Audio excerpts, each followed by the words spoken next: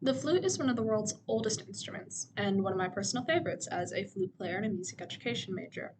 Secular scientists have found that flutes are what they believe to be tens of thousands of years old.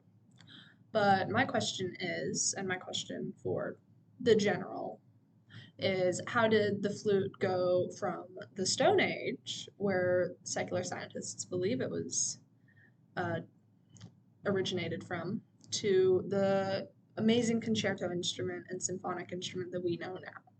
Well, in my first source, History of the Flute, Part 1, uh, scientists found that the earliest whistles that would become flutes were made of bone or reeds.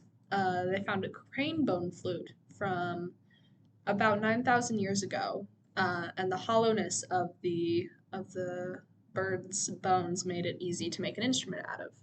The shaku the shakuhachi was made uh, when they believed to be 10,000 years ago and was made of reed.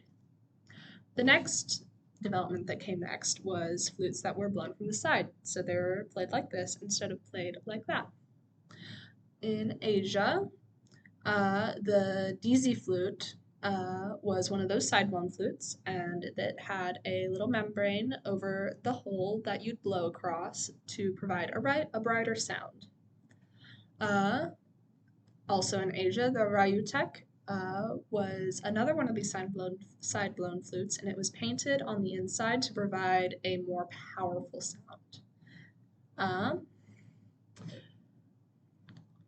in my second source, History of the Flute Part 2, it describes the different types of flutes that were created once the basic countries of the world got established and people started getting to the point where they could make things developmentally.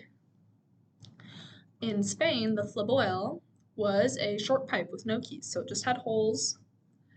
Um, and the fujara was from the Czech Republic and used harmonics to play the notes, which means with different air speeds they could use only a combination of three holes to play many different notes. It's very much how the trumpet works. When you got three keys and they can play so much.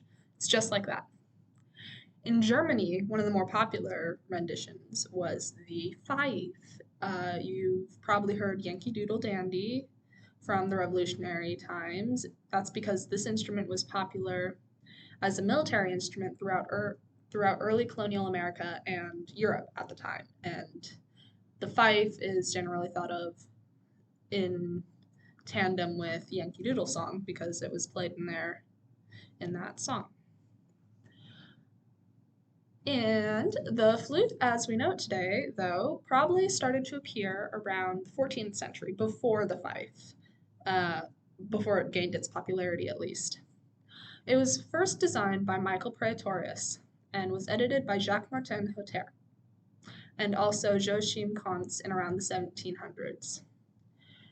In my third source, um, History of the Flute, Part 3. These are all different articles in a series.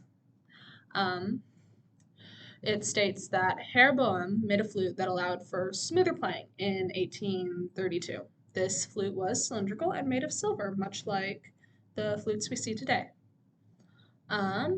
He was criticized for it, though, because people thought that it sounded like an oboe, which was a reeded instrument also in the woodwind family. Though once the main person who disagreed with Boehm died, it was more accepted by the general public. In my fourth source, History of the Flute Part 4, it explains that in the mid to late 19th century, the editors started to make adjustments to all sorts of the parts of the flute, such as different keys for different types of notes.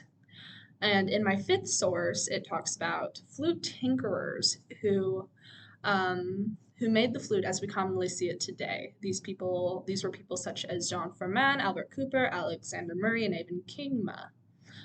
They made meticulous adjustments to the flute. So all this hard work and dedication started with some simple whistles made out of bone and reeds. I think it's amazing how something so widely known can come from so little. But it seems that even the whistle can be made to be something worthy of concertos and symphonies. Thank you.